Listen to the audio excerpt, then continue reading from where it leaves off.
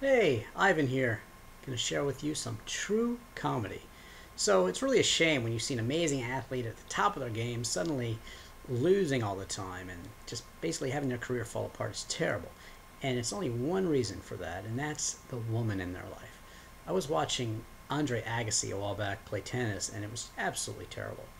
Agassi to serve, down 2-5 on the final set. Oh, hi, Brooke. He looks at Brooke Shields, who's there, and I mean, he cannot even hit the ball. It's terrible. Case in point, Tiger Woods. I mean, he's got like 12 girlfriends. Imagine what one girlfriend or wife did to Andre Agassi, and you got Tiger Woods with 12 of them. And the funny thing is, the first one looks exactly like his wife anyway. I mean, why can't you be like Hugh Grant, Divine Brown, Elizabeth Hurley? Now that's what I call diversity. Now that's awesome. So, disciplining and parenting, very, very important things.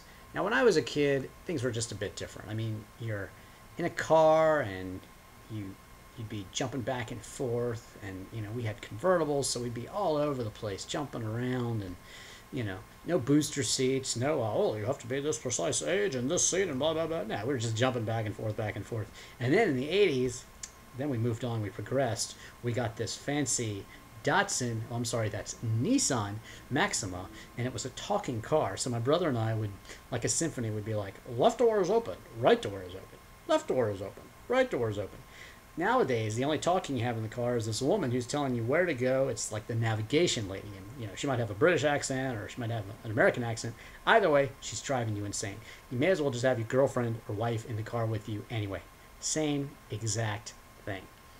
So, now, on to other things. I mean, I'm surprised our parents didn't kill us. I mean, they wanted to spank us, of course, back in the day, and they just did it. It didn't matter whether they were in the grocery store, in the car, whatever. They just spanked us because we were obnoxious. And these days, if you try to discipline your kid in the grocery store, the whole edited story will make the nightly news, or the Today Show, or some other show the next day. I mean, you can imagine, like, Oprah, today we look at disciplining your child as we look back on yesterday's horrible incident caught on tape. Or you have, like, Obama. I'd just like to say a few words, because all I can say is a few words at a time. About the tape from yesterday's horrible incident. And then, of course, you want to hear from, like, Bill Clinton, because everybody wants to hear from Bill Clinton. I did not participate in any physical disciplining of that child. Hillary and I have been very candid, and I just wanted to say that. And then you have, like, Nancy Grace. Oh, my God. Oh, my God. Did you see the awful incident at the supermarket yesterday? We will devote the next 36 hours of our broadcast to try to get to the bottom of what actually happened. So now what they do is they just, they call it ADHD, and, when their kids mouth off to their parent or teacher. It's absolutely ridiculous. I mean, when I was in school, if a teacher called home and said I did something, and I was just guilty as charged. That's it. My dad, well, I'm sorry, Miss Tomlinson, that Ivan's been leading a gang of insolent 6-year-olds and participating in money laundering and illegal narcotics. He will be punished for the next 2 months, and we'll spank the crap out of him in the grocery store. I mean, it's just ridiculous. Now if someone accuses your child of anything these days, everybody's becoming like an instant lawyer, or at least hiring them. It's totally ridiculous. I mean, they don't even give out grades anymore. No child gets left behind. I mean, no one fails. What's the point of having like a game if no one wins? I mean, you don't want to hurt your little angel's feelings? Well, they're going to be hurt when they get into the place that I call the non-make-believe world of corporate America. That's right, corporate America. I mean, I'd say the real world, but you guys would just pull out your smart and iPhones and just start DVRing and TiVoing the show because you forgot to do it. So yes, you're very welcome that I reminded you now. Jump on that. Anyway, back to ADHD. To me, it's just one thing, like lazy parenting. I mean, I realize we're all busy slaving away in this poor economy, trying to pay the bills, and we simply don't have time to read to our children or listen to their concerns or even pay them any attention. But we don't have to invent a new condition, ADHD, just because of the current state of our society. I mean, it's ridiculous. Parents can now just TiVo like hours of programming for their kids, and they don't even have to hire a babysitter. I mean, it was like my mom. I used to think my mom was like magic because she always knew when Speed Racer was on. She always knew when like Scooby-Doo was on. It was amazing. Now, like, kids must think their parents are like the president or like Harry Potter or something because they got hours of programming lined up for them. There's never a dull moment, or there's never a moment interaction anyway. So it's just absolutely crazy. So, like, I'm sure by the time they're all running things, the kids these days, when they're running things, they'll be on their iPhones and there'll be no face-to-face conversations or interactions, and that'll all be a thing of the past. Skype you later. Anyway, so here's one of them voting in the election, and of course they'll be using their phone by that point. Okay, I'm casting my vote for president. Should I choose Chelsea Clinton or Bristol Palin for president? Facebook post. LOL, went with Bristol because she's hotter. ROTFL. Ah. Oh my god. Absolutely outrageous.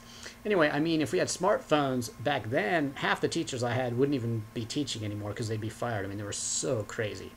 So I had this teacher, American history, and he was like Ivy League educated, and he used to wear the same light blue suit every day. Absolutely insane. Excuse me, Mr. Johnson, you're 27 seconds late. Please sign in. You'd have to sign in if you were late at all and give your reason. It was like so hilarious. And he used to start every sentence with, excuse me, and he would like ramble on about just crazy things. All the tests were like multiple guess, and he'd give you like 1 minute. He was obsessed with time. He'd give you 1 minute to get the answer. So everybody would like cheat, and it'd be like, B, B, B, B. And everybody would cheat, and then we'd pass the answers on to our friends in the next class. It was absolutely crazy. But anyway, he was also obsessed with his wife, too. He would just randomly be like, excuse me, my wife is an excellent driver. If it wasn't for her ability to drive in the snow, I would not have made it to work today. And what a shame that would have been. Let me tell you. I think he made her up or something, because I just don't see how anyone could be married to him. But anyway, so we're right in the middle of studying Jamestown, American history, and the colonization of America. And he's got this film projector set up. And so we're like, all right, film day, yay. Anyway, so he's like, excuse me, today we will watch a film about Joey, the serial killer. And we're all like cracking up and frightened at the same time because this has nothing to do with anything. And so he sits us down and we watch this film, and it's so scary. And it's like this hitman, mafia hitman, just doing his job, killing people. Anyway, so he's obsessed with that. He was obsessed with his wife that I don't think he had. And he was also obsessed with the aphasics, who are apparently people that can't really speak. They have a brain problem. But apparently a bunch of them were sitting in a room when Ronald Reagan was speaking, and they started like going into fits and going crazy. Apparently they have fits, according to him. Excuse me, the aphasics were all having fits when Ronald Reagan was speaking. He is a liar. Apparently they can tell when you're lying. So he was very into that sort of thing. So anyway, eventually someone would be late, and he'd be like, excuse me, Mr. Smith, you're 1 minute and 22 seconds late. That is your third. You have D Hall. So you'd have to go to D Hall, and there'd be like two people sitting around trying to ignore him so he wouldn't talk to you. And all of a sudden, like out of nowhere, he'd be like, excuse me, I have a criminal mind. And he would start talking about how he thinks like a serial killer.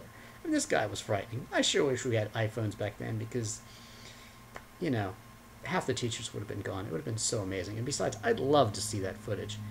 Anyway, excuse me, I am late for my next show. Goodbye.